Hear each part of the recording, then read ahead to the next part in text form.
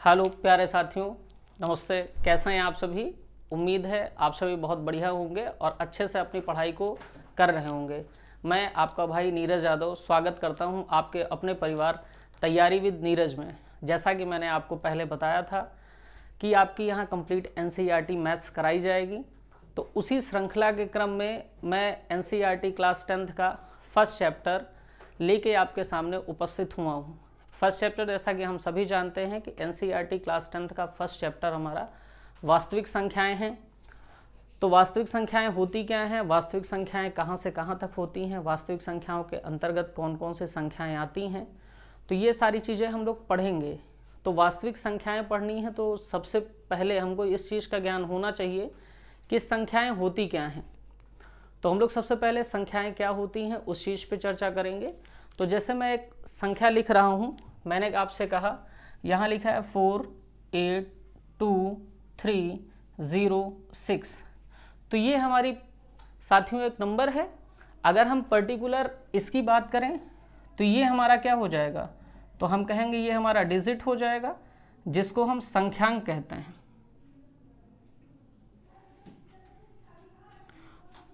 जो हमारा संख्यांक हो जाएगा, पर्टिकुलर अगर इसकी बात करेंगे तो ये भी हमारा एक संख्यांक हो जाएगा।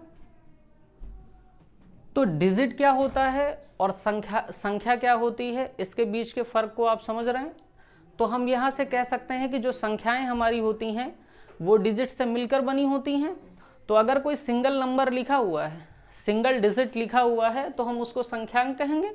और अगर संख्यांक की हेल्प से नंबर्स को लिख दिया जाए तो उनको नंबर कहेंगे। तो संख्या, ये इस पूरी की पूरी नंबर को संख्या बोलेंगे। और अगर सिंगल की बात करेंगे तो ये हमारा डिजिट कहलाएगा। इतनी बात क्लियर होगी आपको। तो इसके बाद आपको सबसे पहले ये चीज़ बता दी जाए कि संख्याओं का वर्गीकरण कैसे होता है। जैसा आप सभी जानते हैं कि जो ह्यूमन है वो संख्याओं को डेसिमल फॉर्मेट पे पढ़ते हैं, और जैसे हमारा कंप्यूटर है तो कंप्यूटर का एक अलग सिस्टम है, वो आपका बाइनरी सिस्टम पे काम करता है। तो हम लोग ह्यूमन हैं और ह्यूमन डेसिमल सिस्टम पढ़ते हैं, तो हम लोग सबसे पहले डेसिमल सिस्टम को ही पढ़ेंगे। अब सबसे पहले हम लोग पढ़ेंगे संख्याओं का वर्गीकरण क्या होता है। तो देखें संख्याओं का वर्गीकरण कैसे करेंगे। तो एक हेडिंग डाल लेंगे, संख्याओं का वर्गीकरण। संख्याओं का वर्गीकरण इंग्लिश में लिख सकते हैं क्लासिफिकेशन ऑफ नंबर्स।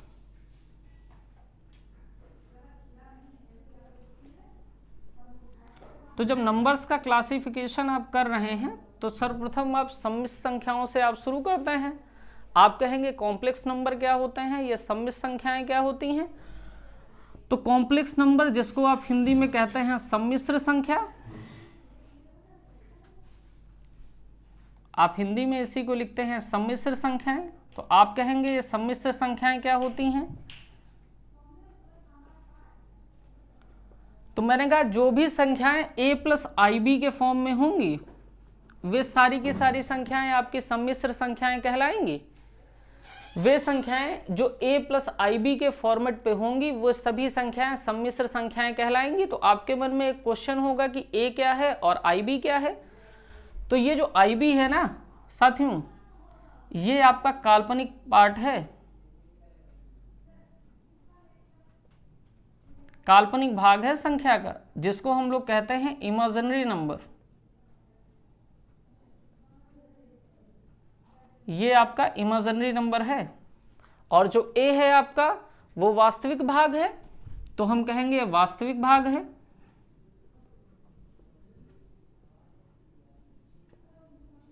वास्तविक भाग यानी कि हम कह सकते हैं कि ये रियल नंबर है।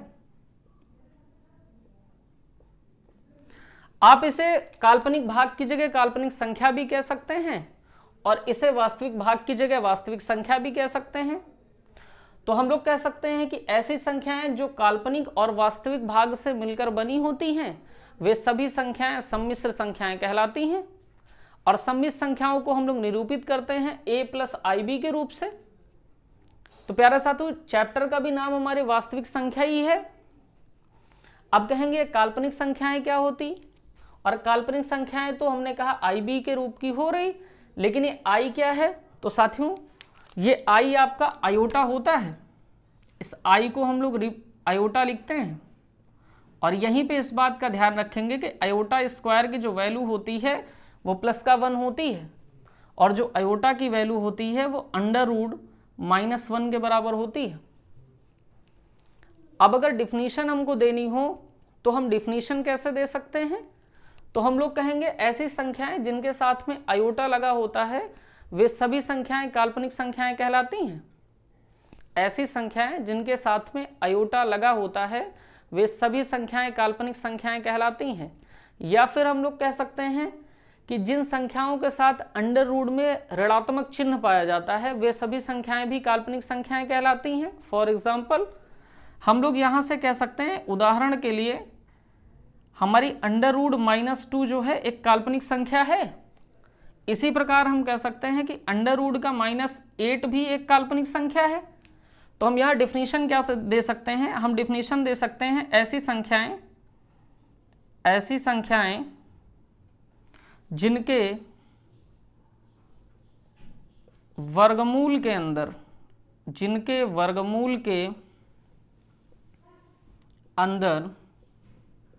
ऋणात्मक चिन्ह पाया जाता है।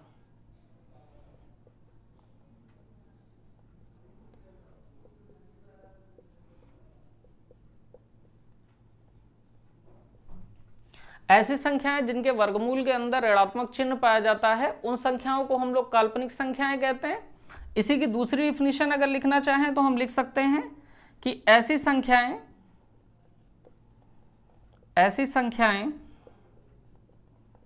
जिनके साथ आयोटा लगा होता है।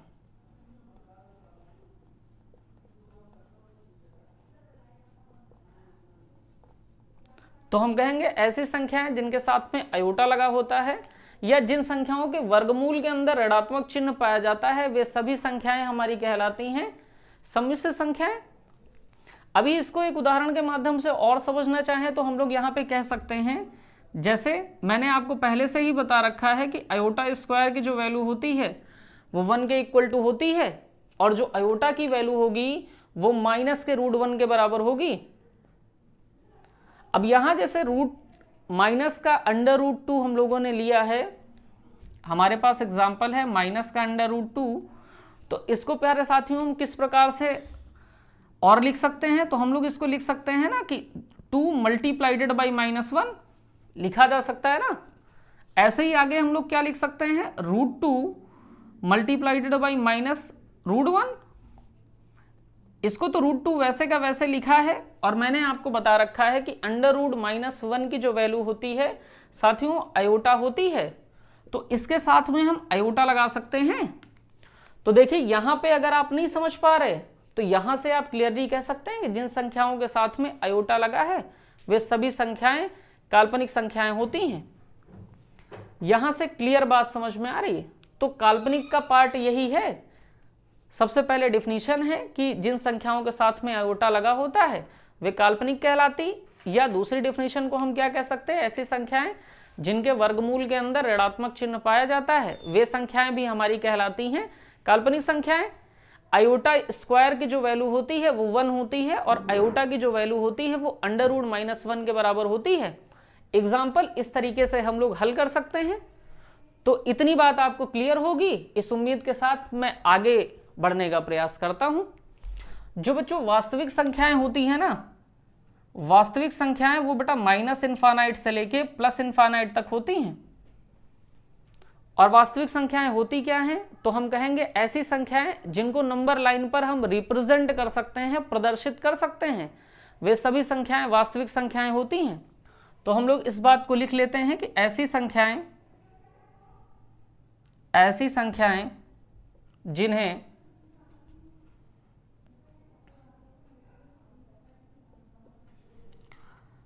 नंबर लाइन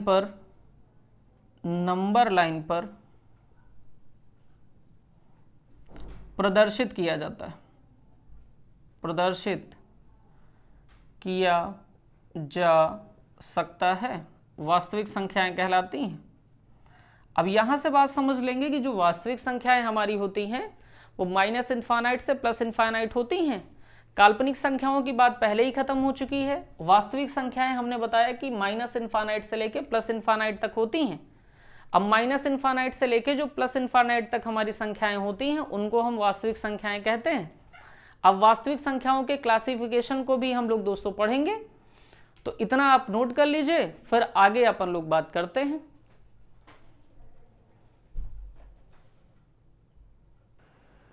प्यारे बच्चों, जैसा कि मैंने आपको बताया कि जो वास्तविक संख्याएं होती हैं वो माइनस इन्फानाइट से लेकर प्लस इन्फानाइट तक होती हैं। अब माइनस इन्फानाइट से लेकर प्लस इन्फानाइट होती हैं, तो ये जो नेचुरल नंबर हम प्राप्त कर लेते हैं, जो होल नंबर प्राप्त कर लेते हैं, जो इंटीजर्स प्राप्त कर लेते हैं, कैसे मिलते हैं, इनका फर्दर डिवाइडेशन किस टाइप से होता है उसको सीखेंगे। तो बच्चों जैसा कि हम लोग वास्तविक संख्याएं पढ़ रहे हैं, और वास्तविक संख्याओं में मैंने बताया था कि वास्तविक संख्याएं माइनस इन्फानाइट से प्लस इन्फानाइट के बीच की होती हैं। तो मैंने कहा वास्तविक संख्याओं का हम लोग क्लासिफिकेशन देखेंगे कि वास्तविक संख्याओं को किस प्रकार से डिवाइड किया जाता है। तो वास्तविक संख्याओं को फर्दर हम लोग दो पार्ट्स में डिवाइड कर लेते हैं। एक तो हमारा डेसिमल हो जाएगा जिसको हम फ्रैक्शन भी कह सकते हैं, और दूसरा इंटीजर हो जाएगा पूर्णांक। डेसिमल को हम दशमलव कह सकते हैं और फ्रैक्शन को हम लोग भिन्न कह सकते हैं। दशमलव और भिन्न एक ही बात है, हम लोग समझते हैं इस बात को कि दशमलव और भिन्न किस प्रकार से एक ही है। जैसे मैंने एक 1/2 लिखा, तो 1/2 में ये तो न्यूमरेटर हो गया और ये हमारा डिनोमिनेटर हो गया, यानी एक तो हमारा अंश है लेकिन दो हमारा क्या है, हर है। तो यानी अगर 2 से डिनोमिनेटर से न्यूमरेटर को भाग देंगे तो यहाँ पे जो वैल्यू आएगी वो 0.5 आएगी। आप भाग करके देख लीजिए। तो जब 0.5 आ रहा है तो हम कह सकते हैं कि 1/2 इक्वल टू होता है ना 0.5 के। तो इसको चाहे इस फॉर्म में लिखा जाए, चाहे हम न्यूमरेटर अपॉन डिनोमिनेटर की फॉर्म में लिख लें या डेसिमल के फॉर्म में लिख लें, वैल्यू तो दोनों की इक्वल रहेंगी। यानी हमने यहाँ डिवाइड दे दिया तो हमको डेसिमल फॉर्म मिल गया। अब यहाँ से देखें, अगर यहाँ से पॉइंट हटा देते हैं तो अपॉन में 10 आ जाएगा, और इसको फर्दर कैंसिल आउट कर लेते हैं तो 5 1 जा 5 और 5 2 जा 10 हो जाएगा। तो 1/2 तो आ ही रहा है ना। इस बात को तो समझ पा रहे हैं आप। तो यहाँ हमने डेसिमल और फ्रैक्शन एक साथ ले लिया है और इधर इंटीजर आपका हो गया। यहाँ देखेंगे कि डेसिमल को हम लोगों ने फर्दर 2 पार्ट्स में डिवाइड कर लिया है। आपका जो दशमलव हो गया, एक तो शांत दशमलव प्रसार हो गया और एक आपका अशांत दशमलव प्रसार हो गया। तो आपके मन में ये प्रश्न उठ रहा होगा कि सर ये शांत दशमलव प्रसार क्या है और ये अशांत दशमलव प्रसार क्या है। तो आप इस बात को समझने का प्रयास कीजिए। मैंने आपसे कहा शांत दशमलव प्रसार की पहले बात करते हैं। यहाँ पे आप देखें, यहाँ पे भिन्न लिखा हुआ है और यहाँ दशमलव लिखा हुआ है, और यहाँ भी आप समझ पा रहे हैं ये शांत दशमलव प्रसार लिखा हुआ है। तो मैंने कहा अगर मेरे पास कोई भिन्न दी है 1/2, अगर कोई भी भिन्न हमें को 1/2 दी है और भिन्न लिखी है, इसका मतलब न्यूमरेटर अपॉन डिनोमिनेटर होगा, अंश बटा हर होगा। अगर हम अंश में हर से भाग दे देते हैं तो यहाँ पे हमको जो वैल्यू मिल रही है वो 0.5 मिल रही है। तो जब हम भाग देते हैं और भाग देने पे हमारा जो रिमाइंडर हो जाता है वो 0 हो जाता है। हर से अंश को भाग देने पर जब शेषफल हमारा 0 हो जाता है तो इस प्रकार के दशमलव प्रसार को हम लोग शांत दशमलव प्रसार कहते हैं। यानी हम यहाँ कह सकते हैं कि हमारा जो रिमाइंडर आ रहा है ना, जो हमारा शेषफल आ रहा, शेषफल जो है हमारा, जो हमारा रिमाइंडर है वो हमेशा इक्वल टू किसके रहेगा, 0 के रहेगा, हमेशा इक्वल टू 0 के होगा। तो आप कहेंगे कुछ सर एग्जाम्पल दे के आप क्या समझा सकते, तो मैं कहूँगा बिल्कुल, आप एग्जाम्पल के माध्यम से देख लीजिए। जैसे मैं आपसे कह दूं, एक एग्जाम्पल हमारे पास है 1/5, यहाँ 1/5 लिखा है। इसका मतलब क्या है कि 1 में डिवाइड करना है 5 से। तो जब 1 में डिवाइड आप 5 से करेंगे, डिवाइड तो इसी प्रकार से होता है कि डिनोमिनेटर से न्यूमरेटर में डिवाइड दिया जाता है। तो यहाँ जो वैल्यू निकल के आ जाएगा वो 0.2 निकल के आ जाएगी। तो हम यहाँ से कह सकते हैं कि ये हमारा जो दशमलव प्रसार है ये किस प्रकार का है। तो आप कहेंगे शांत दशमलव प्रसार है। आप कहेंगे यहाँ शेषफल हमारा कितना बन रहा, 0 बन रहा। आप इसको अगर देखना चाहें तो आप देख सकते हैं कि भाई ये तो 5 हो गया हमारा, ये हमारा 1 हो गया। अब यहाँ 5 बड़ा है, 1 आपका छोटा है, तो भाग तो छोटे पे जा नहीं सकता, तो ना जाने का तो सर्वप्रथम 0 लगा लिया, ना जाने का 0 लगा लिया। जब यहाँ 0 आया तो यहाँ भी 0 आएगा, यहाँ 1 हो गया। आप यहाँ डेसिमल लगा लेंगे तो यहाँ 10 हो जाएगा, और अब 5 से भाग चला जाएगा, तो आप जैसे ही भाग देंगे तो 2 बार भाग जाएगा, यहाँ 10 हो जाएगा। तो शेषफल देखिए, यहाँ माइनस करेंगे तो शेषफल कितना आ जाएगा, 0। तो इस बात को समझ पा रहे होंगे आप। तो शांत दशमलव प्रसार क्या है, तो हम लोग कहेंगे ऐसा दशमलव प्रसार है कि जब हर से अंश में भाग दिया जाता है, जब हर से अंश में भाग दिया जाता है तो शेषफल हमारा 0 हो जाता है। तो इस प्रकार के दशमलव प्रसार को हम लोग शांत दशमलव प्रसार कहते हैं। यानी शांत होने का मतलब, टर्मिनेटिंग होने का मतलब, शांत होने का सिंपल सा मतलब क्या है कि और बार भाग ले नहीं जा सकते, और नहीं ले जा सकते इसका मतलब क्या है कि शेषफल हमारा 0 ही हो जाएगा, तभी तो भाग नहीं ले जा सकते। और एग्जाम्पल आप देखना चाहें तो आप और एग्जाम्पल में कह सकते हैं 1/4 कह सकते हैं। 1/4 को देखना चाहें तो हम लोग क्या लिख सकते हैं, यहां मैं आपको इस चीज को समझा दे रहा हूं। 1/4 को 1/4 ये हमने लिख लिया, यानी कि 1 में भाग देना है किससे, 4 से। तो इस बात को यहां समझ लीजिए कि 4 से हमें भाग देना है, और भाग देना किस में है, 1 में। फिर वही मामला फंस गया, क्या मामला फंस गया, तो हमको कहना क्या है कि भैया जो हमारा हर है वो अंश से बड़ा हो गया, तो सबसे पहले 0 बार ले जाएंगे, तो यहाँ भी 0 हो गया, माइनस कर देंगे तो 1 बचेगा।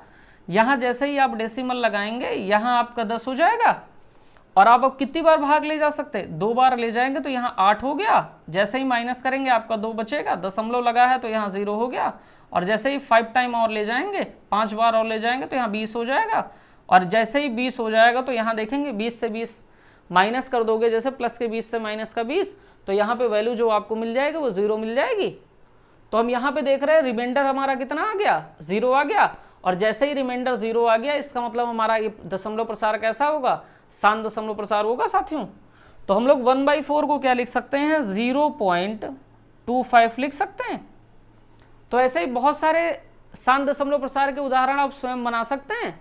आपको बस इस बात का ध्यान रखना है, आपको सिर्फ इस बात का ध्यान रखना है कि रिमाइंडर सदैव 0 होना चाहिए। अगर रिमाइंडर 0 हो रहा है तो हम कहेंगे संख्या जो डेसिमल हमारा हो रहा है, नंबर का जो डेसिमल निकाल रहे, अंश अपॉन हर का जो डेसिमल निकाल रहे हैं, वो शांत दशमलव प्रसार देगा। अब दूसरी बात हम लोग समझते हैं, इतनी बात आपको क्लियर हो ही गई होगी। अब अगली बात को हम लोग समझते हैं कि अशांत दशमलव प्रसार क्या होता है। तो हम लोग कहेंगे जब भी हम डिवाइड कर रहे हैं न्यूमरेटर अपॉन डिनोमिनेटर, किसी भी भिन्न को जब भी हम भाग देंगे तो हमारा जो शेषफल चाहिए वो कभी भी 0 नहीं आएगा।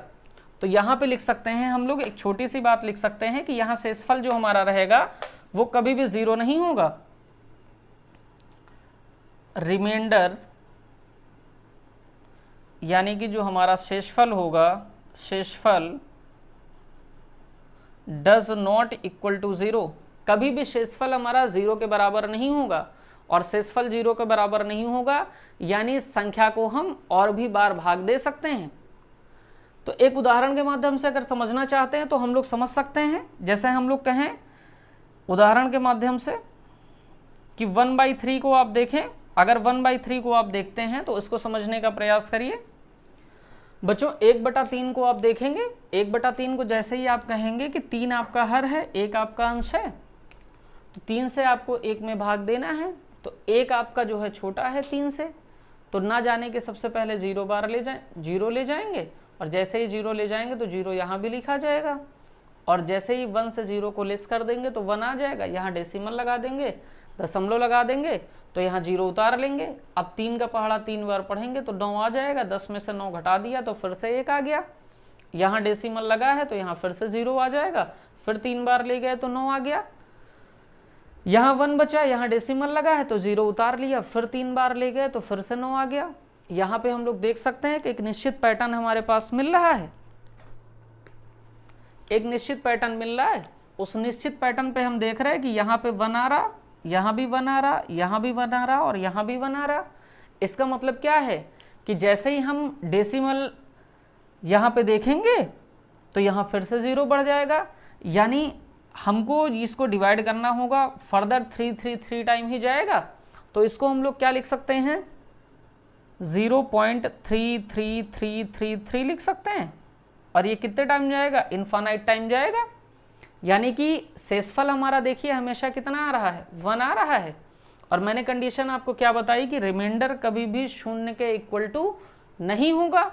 अगर रिमाइंडर शून्य के इक्वल टू हो जाता है तो वो कंडीशन किसकी हो जाएगी, टर्मिनेटिंग डेसिमल की हो जाएगी। और जबकि कंडीशन हम किसकी पढ़ रहे हैं, नॉन टर्मिनेटिंग डेसिमल की पढ़ रहे हैं, अशांत दशमलव प्रसार की पढ़ रहे हैं। तो इतनी सी बात क्लियर होती है। एक और एग्जाम्पल समझने का प्रयास करेंगे। हम लोग लिखेंगे 2/3।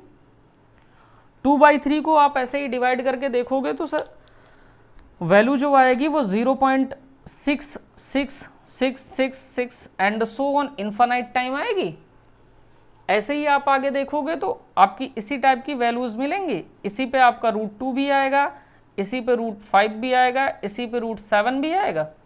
तो ये सारे के सारे जो डेसिमल होंगे, ये सारे के सारे जो डेसिमल होंगे, ये नॉन टर्मिनेटिंग डेसिमल होंगे, अशांत दशमलव प्रसार होंगे। अब अशांत दशमलव प्रसार को भी फर्दर 2 पार्ट्स में डिवाइड किया जाता है। तो इधर जगह नहीं है, मैं इस साइड लिख रहा हूं। अशांत दशमलव प्रसार का डिवाइडेशन यहां पे कर रहे हैं। इस बात को समझेंगे थोड़ा सा, अशांत दशमलव प्रसार को। अशांत दशमलव प्रसार, बेटा अशांत दशमलव प्रसार को हम लोगों ने 2 पार्ट्स में डिवाइड किया है। एक तो हमारा हो जाएगा अशांत आवर्ती दशमलव प्रसार, आवर्ती दशमलव प्रसार। एक इधर हो जाएगा अशांत अनावर्ती दशमलव प्रसार। एक हो गया अशांत दशमलव प्रसार और दूसरा हो गया अशांत अनावर्ती दशमलव प्रसार। इसको इंग्लिश में बोलते हैं non terminating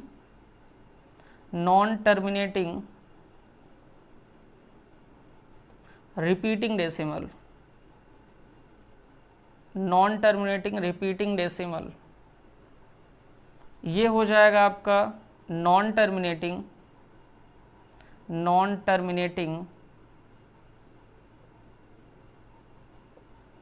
non repeating decimal.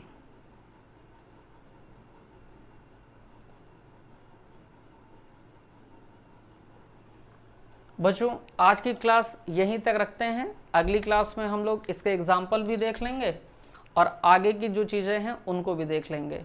तो आज के लिए इतना ही रखते हैं।